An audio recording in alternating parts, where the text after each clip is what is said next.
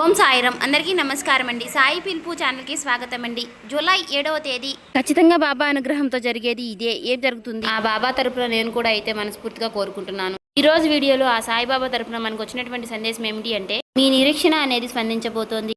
ఈ సందేశాన్ని ఎక్కడ కూడా స్కిప్ చేయకుండా చివరి వరకు చూడండి. రేపటి రోజున మీ జీవితంలో కనీ విరిగని ఆనందాన్ని మీరు పొందబోతున్నారని బాబా గారు ఈ రోజు ఒక చక్కటి సందేశం ద్వారా మన ముందుకైతే వచ్చారండి. మరి ఆ బాబా గారి యొక్క సందేశాన్ని పూర్తిగా వినండి. ఎక్కడా కూడా స్కిప్ చేయకుండా చివరి వరకు చూస్తేనే మేమేం చెప్తున్నామో మీకు పూర్తిగా అర్థమవుతుంది.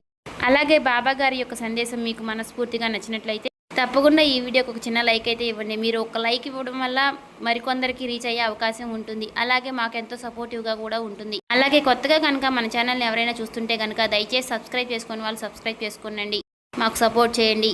ఈ వీడియో కనుక మీకు నచ్చినట్లయితే ఓం శ్రీ సాయిరామ్ అని కామెంట్ చేయండి. అలాగే మరికొందరు మందికి సాయి భక్తులకి ఈ వీడియో షేర్ చేయండి. బాబా సందేశాన్ని మాత్రం మీరు తొందరపడి నెట్టివేయకండి. ఎందుకంటే ఈ రోజున మీకు ఎంతో మంచి శుభవార్తని మీ ముందుకు తీసుకువచ్చాను. ఇన్నాళ్ళ నుంచి మీకు ఏవైతే ప్రతిఫలం దక్కలేదో అది ఈ రోజున మీ చేతికి దొక్కబోతుంది. మీ నిరీక్షణ ఈ రోజు ఫలించబోతుంది. ఈ బాబా మాటను మీరు పూర్తిగా వింటారు కదా. అశ్రద్ధ చూపించకుండా ఒక్కసారి ఈ వీడియోని తరిమి తీరా ఆలకించి మీ మనసును ప్రశాంతంగా ఉంచుకునేందుకు ప్రయత్నం అయితే చేయండి. మరి ఈ సందేశంలో ఉన్నటువంటి పరమార్థం ఏమిటో తప్పకుండా తెలుసుకుందాం. ఏదైనా సరే ఇది మీకోసం చెప్తున్నటువంటి సందేశాన్ని మీరు వెనక్కి నెట్టివేయకండి. ఎన్నో నెలలు ఎన్నో సంవత్సరాల పాటు నుంచి మీ నిరీక్షణ నెరవేరడం లేదని ఎంతో నిరుత్సాహంతో మీరున్నారు. ఎంతో బాధతో కుమిలిపోతూ ఉన్నారు. ఎంతో దిగులుతో చాలా మదన పడిపోతూ ఉన్నారు. ఎన్నో బాధలను చాలా బాధలను ఎన్నాళ్లుగా మీరు అనుభవిస్తూ వచ్చారు. మీ నిరీక్షణ నెరవేరడం లేదని ఎంతో నిరుత్సాహంతో ఉన్నారు. ఆ బాబాపై ఎంతో అలకతో ఉన్నారు. కాబట్టి ఈ రోజు మీ నిరీక్షణ ఫలించబోతుందమ్మా. మీ బాబా మాటలను ఒక్కసారి తలిమి తీరా ఆలకించి నీ మనసును ప్రశాంతంగా ఉంచుకో. నువ్వు నమ్మకంగా సిద్ధంగా ఉన్నావా?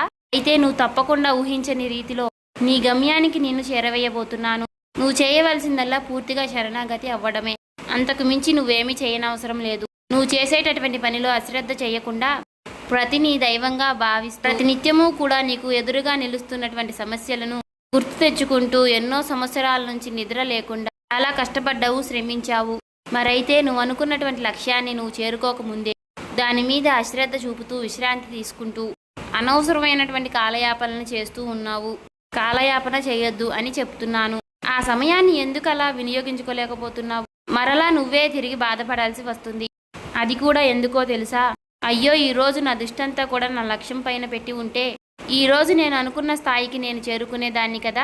ఈరోజు నన్ను అందరూ ఏలెత్తి చూపించే అవకాశం వారికి ఇచ్చి ఉండేవాణ్ణి కాదు కదా అని అనుకుంటూ మరలా నువ్వే దుఃఖించాల్సి వస్తుంది. కాబట్టి అందుకనే ముందుగానే చెప్తున్నాను, ఉన్నటువంటి సమయాన్ని నువ్వు ముందుగానే సద్వినియోగం చేసుకో.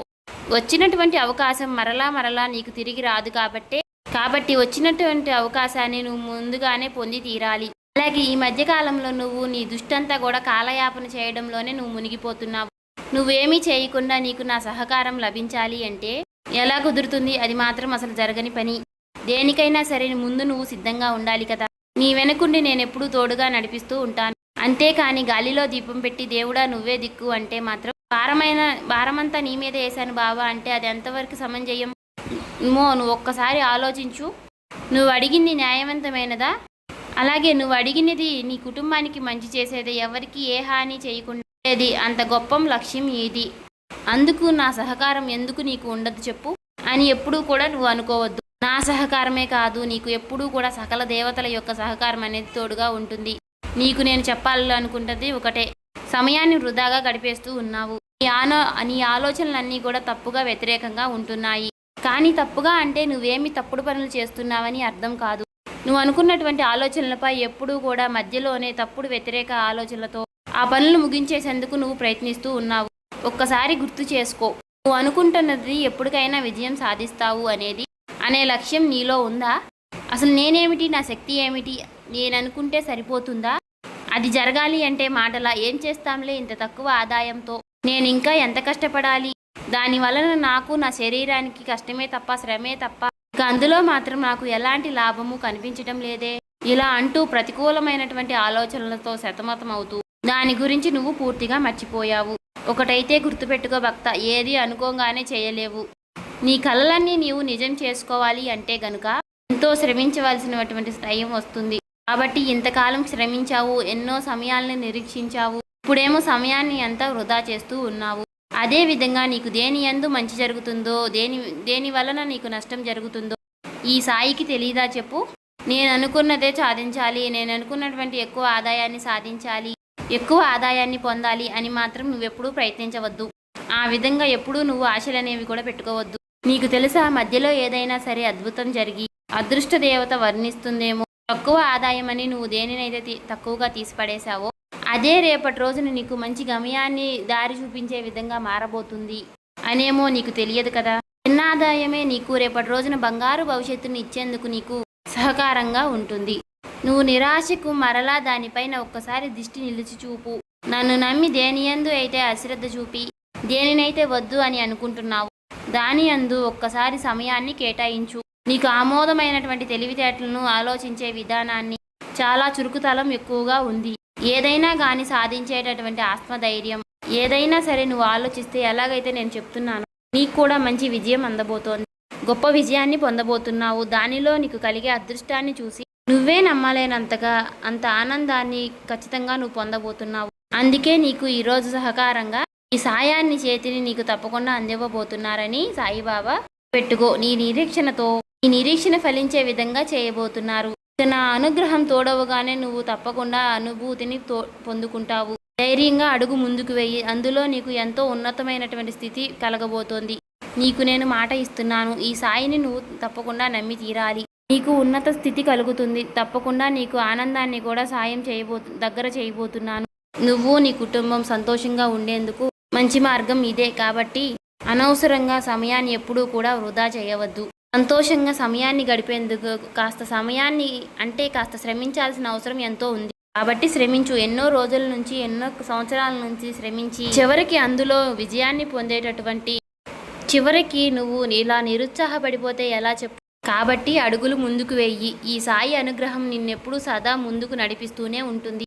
సంతోషంగా ఎప్పుడూ కూడా నువ్వు ఈ బాబా చెప్పేటటువంటి సందేహాలన్నీ కూడా కాస్త సమయం కేటాయించి ఆలకిస్తూ ఉండు.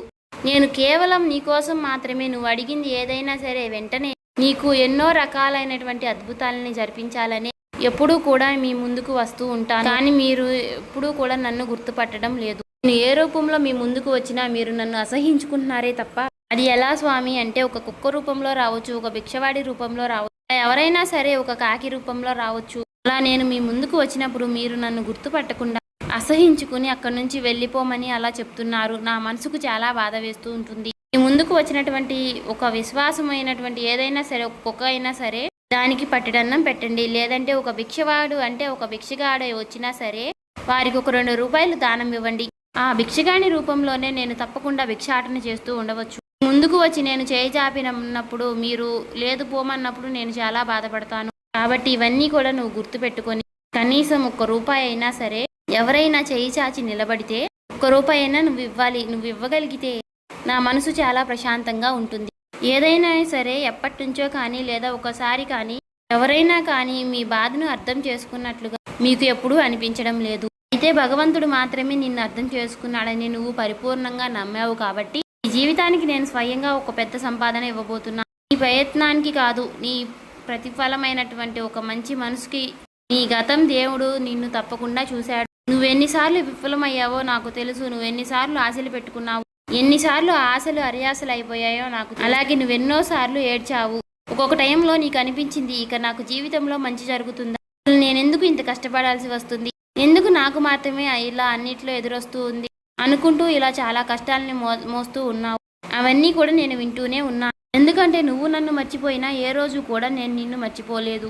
పడిపోయినటువంటి ప్రతిసారి, నువ్వు ఏడ్చినటువంటి ప్రతి రాత్రి కూడా, ఎన్నిసార్లు కృంగిపోయినా సరే నువ్వు మరలా లేచే ప్రయత్నం నేను నీతో చేపిస్తూ ఉన్నాను. ప్రతి క్షణము కూడా నీలో నీ ధైర్యాన్ని నేను చూశాను. నీ ధైర్యం నీకు మంచి కావడం వల్లే నేను ఇప్పుడు వరకు నా ఆశీర్వాదాన్ని నీకు ఎప్పుడు నేను అందిస్తూనే ఉన్నాను. దానికి తగినటువంటి సమయాన్ని నీకు నేను ఇవ్వాలి అని అనుకుంటున్నాను. దానికి తగినటువంటి సమయం ఈ రోజుతో నీకు ఈ రోజు నీ జీవితంలోకి రాబోతుంది. చూడమ్మా, నువ్వు ఊహించినటువంటి మార్గాల్లో నీకు అన్ని రకాలుగా డబ్బు వచ్చేటటువంటి ఏర్పాట్లు నేను చేయబోతున్నాను. అవకాశం రూపంలో, ఒక్కొక్క సంతోషం రూపంలో, ఒక్కొక్క తలుపు రూపంలో, మీ దగ్గరికి కలిసి వచ్చే వ్యక్తి రూపంలో సడన్గా ఆ డబ్బు సంపద అభివృద్ధి మీ దారికి రాబోతున్నాయి.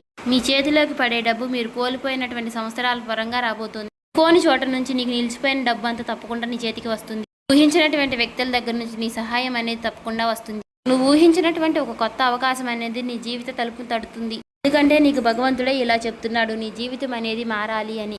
అది నేను నీకు తప్పకుండా నిర్ణయించాను అని.